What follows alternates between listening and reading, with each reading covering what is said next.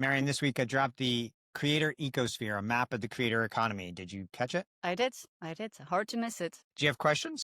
Many. Okay, let's get to it. Let's get. Let's take a look at that map, right? Because Let's for years go. you've been playing with a big media and you had that map that was full of, beautiful circles. Yeah, so we are known as media cartographers because we make maps of the media universe. The first original map was, I think, one of the earliest to put all of the various parts of the media economy on one place. We've mapped the UK television universe, European media universe, and been wanting to do the creator economy for some time. Shira Lazar also wanted to map the media economy, and in large part, that's because everybody needs to operate in some form or fashion in the media economy, whether you're a creator and that's your whole business, or whether you're a studio or a platform or a publisher and you need to build audience there. It's a part of what you have to do now. But there is not one place to look for a comparative set of data around the creator economy and through the lens of different metrics, but also just as complete a look as we can in one field. And that was the aim with this map. Love that. Can I ask you how long it took you guys to do that? And also, you and I, we love data, but it's the question is always, how did you source that data? So, Paul, I think we started working on this in first quarter at the beginning of the year. That's when we first started talking about it. But Paul can check me on that. Shira and What's Trending and ESHAP decided to partner on this in the spring. And Shira brings an expertise. Shira Lazar, who is the founder and CEO of What's Trending, which is this great platform that is all about the creator economy, a podcast and a great YouTube channel, great social feeds. She's been a leader in the creator economy for a very long time. So I didn't want to go out and create a creator map that didn't have someone with that much gravitas in this area on my side, Yeah. just to call bullshit on the way we were measuring things. So Shira's team brought to the table influencer marketing.ai, who provided a lot of the data that powers this map, including a tremendous number of the follower counts for a lot of these platforms. Crucially, the EQ, the measurement of engagement for a lot of these platforms, is where that data came from. So, yeah, I think what's been fascinating, just as a quick scan when I looked at it yesterday, was really having almost everything, and we'll come to that on the horizon, having those key numbers per platform. But, of course, what matters is, who's big on there. And very often you have data on followers, subscribers, whatever the key metric is, but you have very little data that you can chew on the engagement. And at the end of the day, you've said it, I think, in the different pieces you've put out these last few days, followers versus fans, completely different, right? So this EQ is very much a way to truly understand the power of each of those creators on each of those platforms, right? Yeah, I think if you go into TikTok, which is an area, Paul, if you can zoom in there, you can see what we wanted to go a layer deeper than just the vanity metrics of followers. Mm. So if you look at, yeah, this is a great one. So if you look at TikTok, you'll see the pure vanity metrics, 1.6 billion monthly average users. And Yeah. we use those vanity metrics, which I think are much more a holdover of the last era of social media, because we have to scale the platforms next to each other. You can Yeah. see TikTok versus Snapchat on the screen there right now. So that's a useful sizing of just the universe itself. And then on the platforms, we scaled individual creators like Charlie D'Amelio and Cabby Lame by their follower counts. Again, vanity metrics, just to show you the total addressable audience for each one of Yeah. those creators. But when you look a little bit closer, you can see there underneath Billie Eilish, she has an EQ of 9.1%. Under Cabby Lame's engagement metric, engagement quality is 0.23%, less than Mm. 1/4 of 1% of his followers engage in his content on a monthly basis. And this is for the 30 days ending September 18th. Whereas Billie Eilish, 9.1%, which is Yeah. off the charts engagement.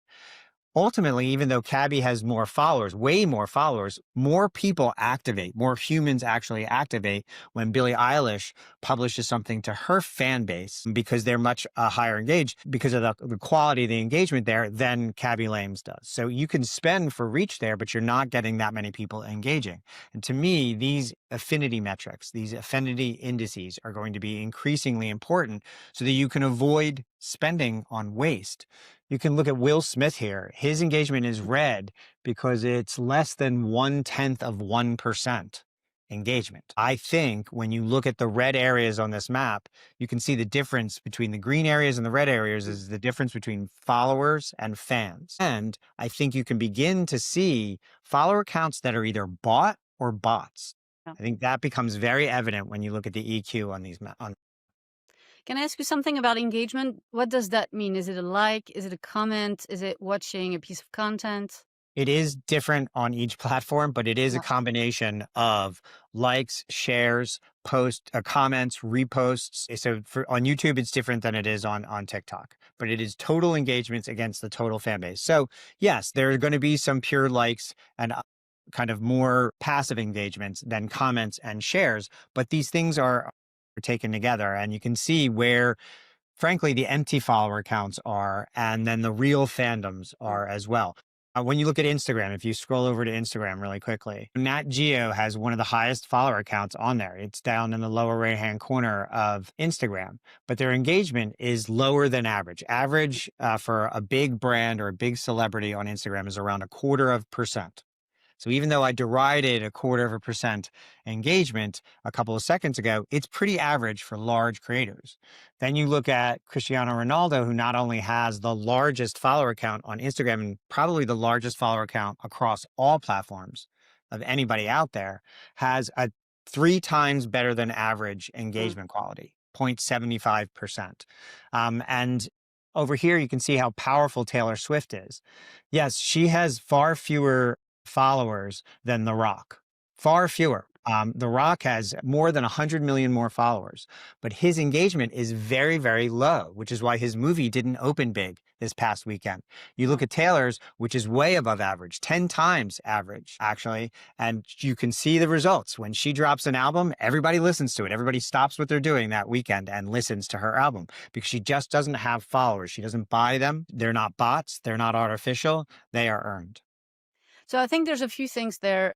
Something that you haven't mentioned, but I saw that what you're looking in terms of that engagement metric, you're looking at the last 30 days. Is that correct?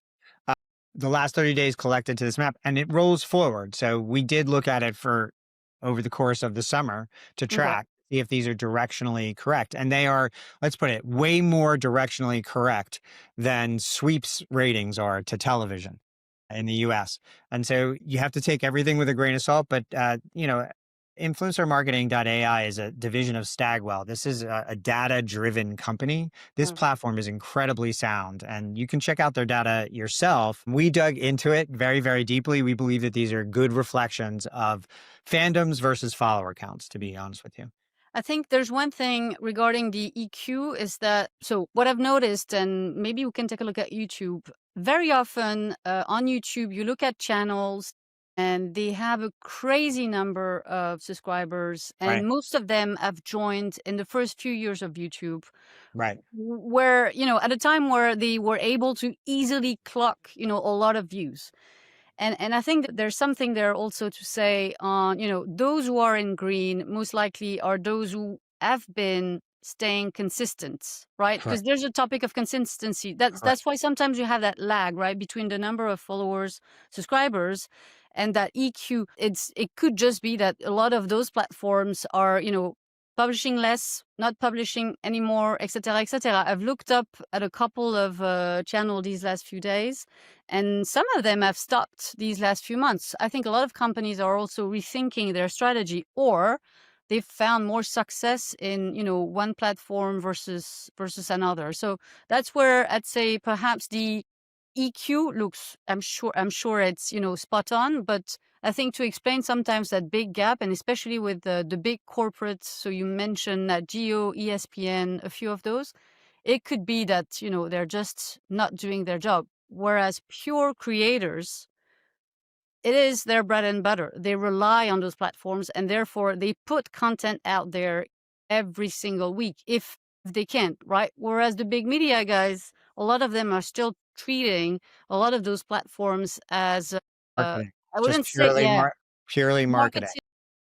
marketing, That's why you don't see that many brands. ESPN pops in here, but you look at their engagement, it's very, very low. Nike is mm, big on Instagram. Their engagement is very, very low. yeah, But you're absolutely right. When you look at YouTube and the engagement quality here, first of all, just given how the average engagement on YouTube is substantially lower than it is on Instagram and yeah, TikTok.